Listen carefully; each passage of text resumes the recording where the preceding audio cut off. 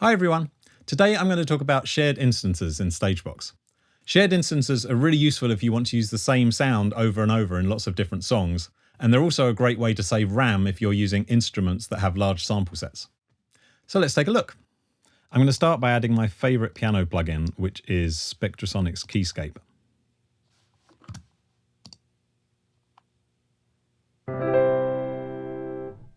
Now let's say I want to use exactly that same sound in song 2. There's a few different ways to do this, but probably the easiest is just to duplicate song 1.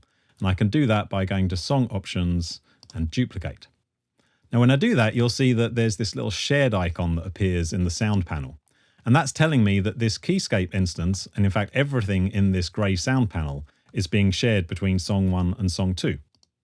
This also means that if I build up an effects chain in song 1, let's say I put a delay into the effects end, when I go to song 2, this same delay will be represented in song 2 because everything in this sound panel is being shared between song 1 and song 2. And I could do that for as many songs as I like. So if I know that I want this same piano sound and delay in song 3, I just hit duplicate again, and now song 1, 2 and 3 have all got shared instances of this same plugin. Now there's nothing preventing me from adding extra splits or layers into these songs, but still keeping this Keyscape instance as a shared instance. So let's say I go back to song 1 and I want to layer an OBXD pad. So now song 1 has got an instance of OBXD, an instance of Keyscape.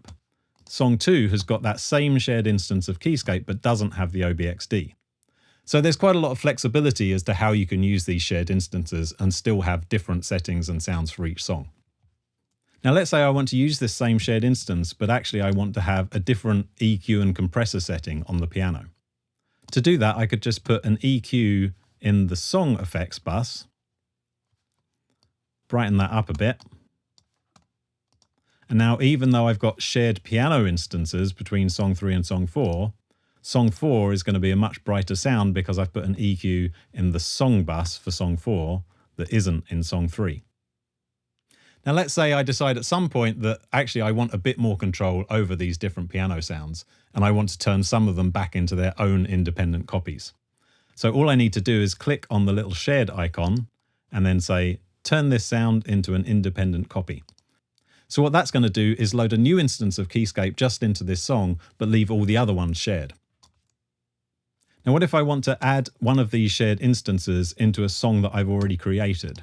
So let's say I'm making a new song and I've got my favorite OBXD plugin in there, and I want to add that same shared instance of Keyscape into here. What I do is go back to a song that has got a shared copy, go to Sound Options, Copy to Clipboard, back to the song that I want to copy it into, and then I've got two paste options. I can paste a duplicate or paste a shared instance. So if I paste a shared copy, it's going to put this same instance of Keyscape in with the little shared icon.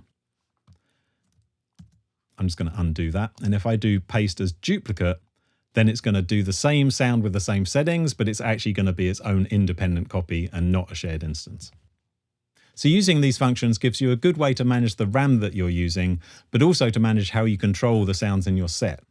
Let's say you've got one main piano sound that you want to use for all the songs in your set. But then at some point you think, you know what, I just want to EQ that a bit differently.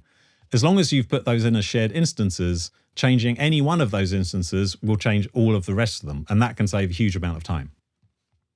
Talking of RAM, it's quite a good idea to keep an eye on the activity monitor. So this memory pressure graph is really useful.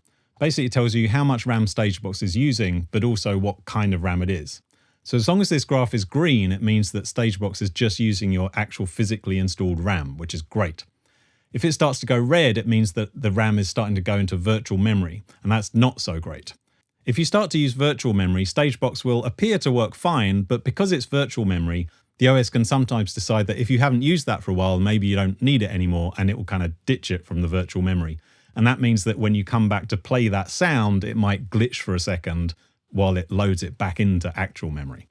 So the safest thing to do is always make sure that this memory pressure graph is green and doesn't go into the red. And what that means in practice is that if you're not running other applications, StageBox should have access to about 80% of your actual physically installed RAM. So if you've got a computer with, say, 16 gig of RAM, you should be able to run 12 or 13 gigs worth of samples on that computer. So I hope that's useful. If you've got any questions, please leave them in the comments, and I'll see you in the next video.